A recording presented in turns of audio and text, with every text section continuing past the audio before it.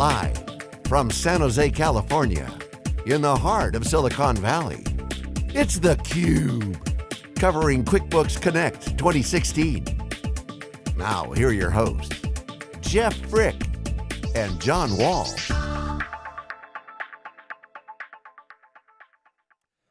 And welcome back inside the San Jose Convention Center here at theCUBE, along with Jeff Frick. I'm John Walls. Appreciate you joining us here as we continue our coverage of QuickBooks Connect 2016, live here on SiliconANGLE TV. This is the flagship broadcast where we extract the signal from the noise. And Jeff, we're on the home stretch here to the second day. I think I could stay here for a few more days.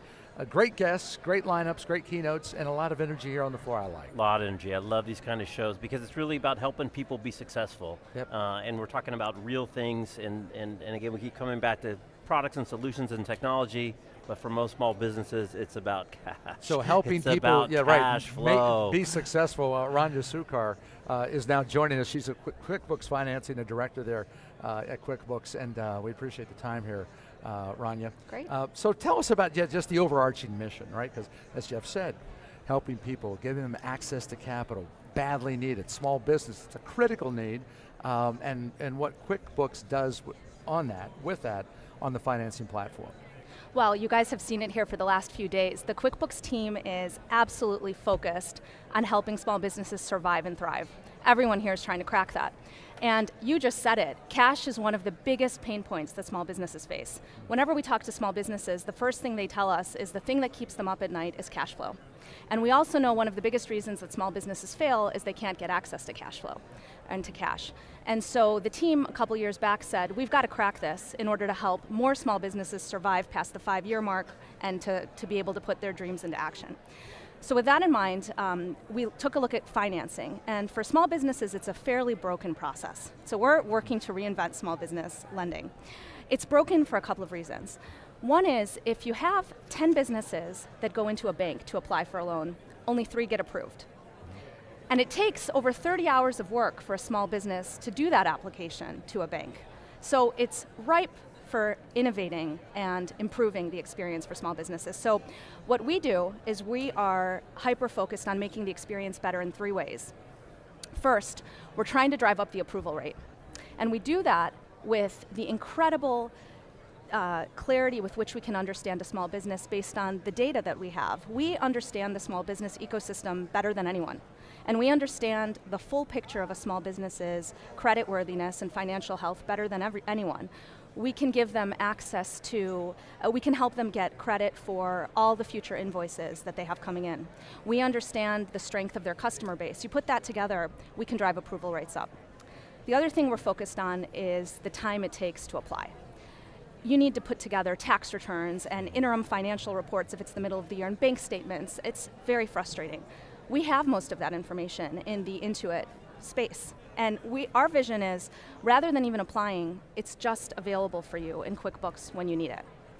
And the third thing, so approval rates, the time it takes, the third thing we're very focused on is the guidance. Small businesses need advice. Most of them didn't get into running their own small business because they knew anything about finances. They had a dream and they wanted to put it into place. And so we're very focused on taking the insights we have about a small business to help them get lending that's right for them with confidence that they're getting the right financing for their business. So we can help them predict when they're going to need financing, and we can connect them to an accountant because we know over 1 million of our small businesses are connected to accountants. So that's what we do. And this week, as you heard, we just announced we crossed the $500 million mark in financing to small businesses. Say that again. How much? $500 million. $500 million of financing. Congratulations. We're incredibly proud. We're incredibly proud. Let me ask you a couple details. So my kids are they're applying for college right now. So the Common App. So do you Jeff have like will need somewhere shy of $500 million, some of that but he money. might need, right. Do you have like a common app inside QuickBooks, which is a defined kind of definition that then gets shared with the lenders that want to participate in the market, or do you have like a defined QuickBooks FICO score, if you will, based on these other parameters that you have that then gets shared with the lenders? How do you you've got all this data, it's my data, but I'm allowing you to use it in such a way to help me get this loan in this marketplace. How does the actual mechanics work? I love that. We're a platform. Almost like an Amazon in a sense, where you go to Amazon, you have one thing that you want to get, and you get access to multiple different providers, so we're a platform. Right now, the way that it works is there's a common app, but the amazing thing is you don't have to fill it out, because we have all the information inside QuickBooks, so we pre-fill it for you and ask you for just a couple of things, but we do all the work. And then we figure out which of our lending partners, based on what you need, we've got about a dozen, are best suited for your needs, and then we send the information to the lenders with your permission, and then you get all your offers right there. And the really neat thing about what we do is we compare the offers apples to apples. This is pretty incredible. We're super focused on transparency. This is a big part of our value proposition. We always disclose the APR of the loan. We always show the loan cost apples to apples so that you know exactly what you're getting. We show you things like what are the fees, what are the prepayment penalties. So it's super clear, super transparent, like and you know what you're getting. It's like getting. the comparison shopping table. Exactly. You lay it all out and Exactly. I can make my decisions. Exactly. And then how long does it usually take on a relatively smooth process, given the fact that you're already pre-populating the data, it goes out? What does it usually take? A lot of our lenders fund within the same day.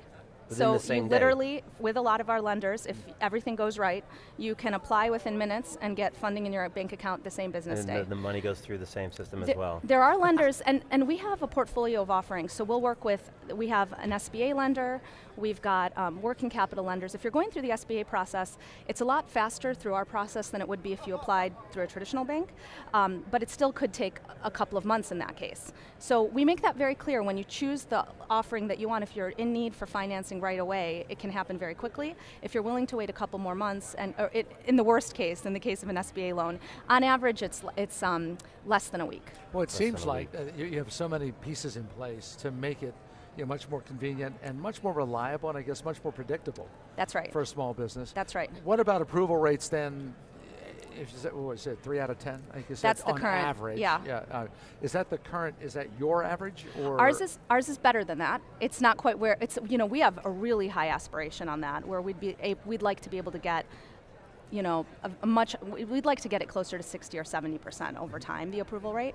So we're still moving in that direction. We've got a great team we've got tons of innovation and R&D happening right now back in Mountain View. We've got a ton of data scientists that are combing through this data and improving the approval rates all the time. So that's an area where we're innovating and really pushing for our small businesses.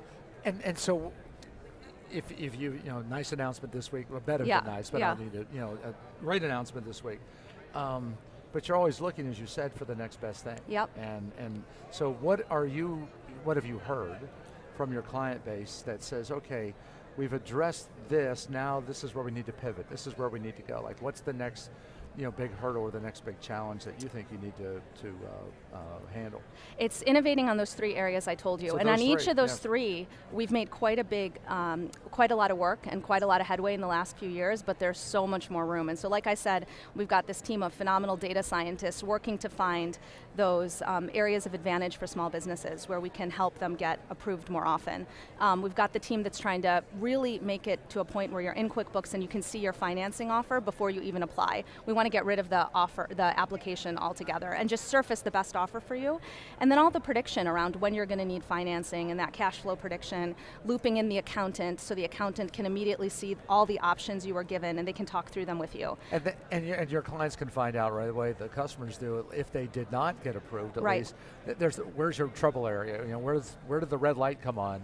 That's right. Because of the figures, and you're able to consult with them and help them shore up their bottom line? We don't do enough of that today. It's absolutely in our roadmap. So that's a huge opportunity because we have a relationship with small businesses. It's not like a transaction where you go to a website and you apply for a loan. We're in it for the long term to help small businesses grow. And so you can imagine, and this is where we're headed, when you start, you get your first financing, it could be a credit card, and then a year or 2 later we see that your financials have improved and we consult you on the next offering, and all the way you get better terms because you've been with us for a while and we can help make sure that you're getting better financing deals over time. It's a really interesting situation because, hopefully over time, really it becomes, we always talk about kind of looking back and then predictive and then prescriptive. So in theory, as you're moving down your path, as you're growing your business, it should actually flag you, right? Hey, by the way, you've got a big event, seasonality is coming up. Oh, we just noticed you just locked in a big purchase order.